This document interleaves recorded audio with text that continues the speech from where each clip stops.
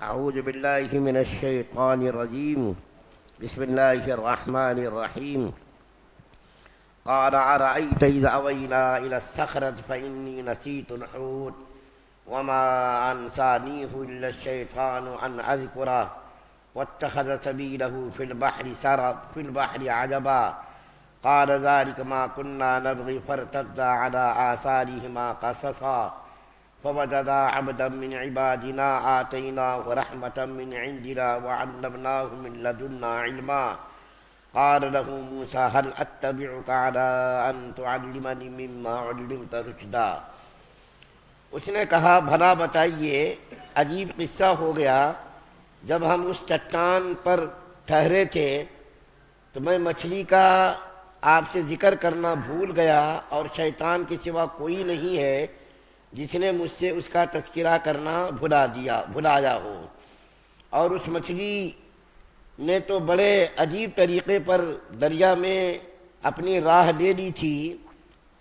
موسیٰ علیہ السلام نے کہا اسی بات کی تو ہمیں تلاش تھی، چنانچہ دونوں اپنے قدموں کے نشانات دیکھتے ہوئے واپس لوٹے۔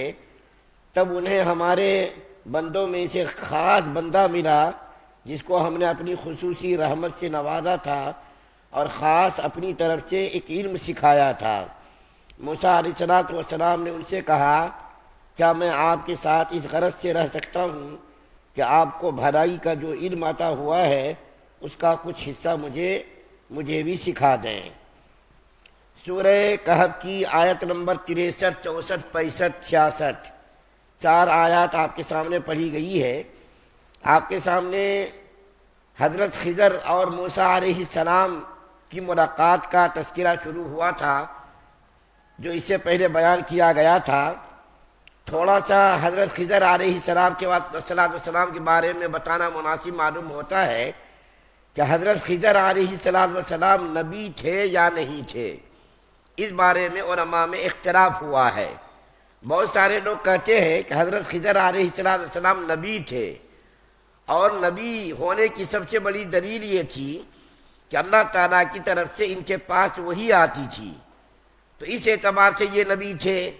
ان کی ولایت پر تو سب کا اتفاق ہے، یہ ولی تھے، اللہ کے نیک بندے تھے، محبوب بندے تھے، خاص بندے تھے، اس بات میں تو کوئی اختلاف نہیں۔ البتہ ان کی نبوت میں اختلاف ہے کہ حضرت خضر علیہ السلام نبی تھے یا نہیں تھے۔ تو بہت سارے لوگوں نے کہا کہ نبی تھے، بہت سارے لوگوں نے کہا نبی نہیں تھے۔ خضر ان کا نام نہیں ہے، خضر ان کا لقب تھا، اور خضر کہنے کی وجہ یہ علماء نے لکھی ہے کہ یہ جس جگہ پر بھی جاتے تھے تو وہاں پر چاہے کیسا بھی بنجر مقام ہو، کیسی بھی بنجر جگہ ہو، ان کے وہاں پر بیٹھنے کی وجہ سے وہ جگہ سرسبز شاداب ہو جاتی تھی، وہ جگہ سرسبز شاداب ہو جاتی تھی، تو اس لیے ان کا نام خضر ہے۔ ان کے بارے میں علماء لکھتے ہیں کہ ان کی موت ابھی نہیں آئی ہے، موت آئے گی، لیکن بہت سارے علماء کہتے ہیں یہ زندہ تھے اور ابھی زندہ ہیں، اور بہت سارے بھولے بھٹکے راستہ جو جنگلوں میں ادھر ادھر راستہ تلاش کرتے بھول جاتے ہیں، تو اس وقت یہ آ کر کے ان کو راستہ بتاتے ہیں۔ بہت سارے لوگ غریبوں کی مدد کرتے ہیں، تو ان کے بارے میں عجیب و غریب واقعات کتاب کے اندر لکھے ہوئے، انہی عجیب و غریب واقعات میں سے آپ کے سامنے جو شروع کیا گیا ہے وہ واقعہ، وہ بیان کیا جاتا ہے کہ حضرت موسیٰ علیہ السلام کو اللہ تعالیٰ نے فرمایا کہ میرا ایک خاص بندہ ہے جس کو میں نے علم لدنی سے نوازا ہے، اپنی رحمتوں سے بھی نوازا ہے اور علم لدنی سے بھی ان کو میں نے نوازا ہے، اور جو علم میں نے ان کو عطا کیا ہے وہ علم تم کو نہیں ہے، اور وہ علم کیا ہے؟ علم تکوینی۔ علم تکوینی کا مطلب کیا ہے؟ ایسے کام جس کی حکمت اور مصلحت ہر انسان کے سمجھ میں نہیں آتی ہے، جس کام کی حکمت اور مصلحت ہر انسان کی سمجھ میں نہیں آتی ہے، وہ کام کرتا ہے بظاہر ایسا معلوم ہوتا ہے کہ یہ بالکل غلط ہے، ظاہراً وہ کام غلط معلوم ہوتا، لیکن چونکہ اللہ تعالیٰ کی طرف سے حکم ہوتا ہے اس لیے وہ کام کرنا پڑتا ہے۔ جیسا کہ ابھی آپ کے سامنے 3 واقعات بیان کیے جائیں گے جو بظاہر معلوم ہوتا ہے بالکل خلاف شریعت ہے، لیکن خضر علیہ السلام نے وہ کام کیا، اور وہ اللہ تعالیٰ کی جو حکمت تھی مصلیحت کی وہ حضرت موسیٰ علیہ السلام کی سمجھ میں بھی نہیں آئی۔ جو 3 کاموں کی حکمت اور مصلیحت تھی وہ موسیٰ علیہ السلام کی سمجھ میں بھی نہیں آئی۔ جب خضر علیہ السلام نے ان تینوں کاموں کی حکمت بیان کی تو موسیٰ علیہ السلام کو سمجھ میں بات آئی۔ تو موسیٰ علیہ السلام نے اپنے خادم سے فرمایا کہ چلنا ہے اور اس خاص بندے سے ملاقات کرنی ہے، اور ان کے پاس جو اللہ تعالیٰ نے علم تکوینی عطا کیا ہے اس علم کو ہمیں حاصل کرنا ہے۔ چنانچہ حضرت خضر علیہ السلام اپنے خادم خاص حضرت یوشع بن نون علیہ السلام کے ساتھ ایک زنبیل میں مچھلی رکھ کر کے چلے، لمبا سفر طے کر کے اس مقام پر پہنچے جس مقام کی تلاش تھی۔ تو موسیٰ علیہ السلام وہاں پر سو گئے، ایک پتھر کی چٹان پر سر رکھ کر کے سو گئے، اور خضر علیہ السلام وہاں پر بیدار رہے۔ اچانک وہ زنبیل سے جو بھنی ہوئی تلی ہوئی مچھلی تھی وہ مچھلی زنبیل سے نکل کر کے سمندر میں چلی گئی، اور جہاں وہ مچھلی گئی ہے اس راستے میں جو ہے پانی جو ہے رک گیا، اور وہ راستہ تھا وہاں پر بالکل صاف ستھرا راستہ بن گیا۔ تو حضرت یوشع بن نون علیہ السلام نے سوچا کہ میں ابھی جب بیدار ہوں گے موسیٰ علیہ السلام تو بتاؤں گا، لیکن بتانا بھول گئے۔ پھر بھی جب بیدار ہوئے تو موسیٰ علیہ السلام نے اپنا سفر شروع کیا۔ لمبا فاصلہ طے کرنے کے بعد موسیٰ علیہ السلام کو تھکاوٹ محسوس ہونے لگی۔ جب تک موسیٰ علیہ السلام وہاں پر نہیں پہنچے تھے تو اس وقت تک تھکاوٹ محسوس نہیں ہوئی تھی، لیکن موسیٰ علیہ السلام جب آگے چلے، ایک رات اور دن چلتے رہے اور دوپہر کا وقت ہو گیا، موسیٰ علیہ السلام نے کہا کہ اے یوشع بن نون، اب مجھ کو تھکاوٹ معلوم ہونے لگی ہے، مجھ کو بھوک لگی ہے، کھانا لے کر کے آؤ۔ تو حضرت یوشع علیہ السلام نے عرض کیا کہ یا کلیم اللہ، یہ وہاں تو عجیب و غریب واقعہ پیش آ گیا۔ اور وہ واقعہ کیا پیش آیا؟ وہ مچھلی جو زمین میں بھنی ہوئی تھی وہ مچھلی نکل کر کے زندہ ہو کر کے سمندر میں چلی گئی، اور میں دیکھ رہا تھا اور میں آپ کو بتانا بھول گیا، اور شیطان نے مجھ کو بھلا دیا۔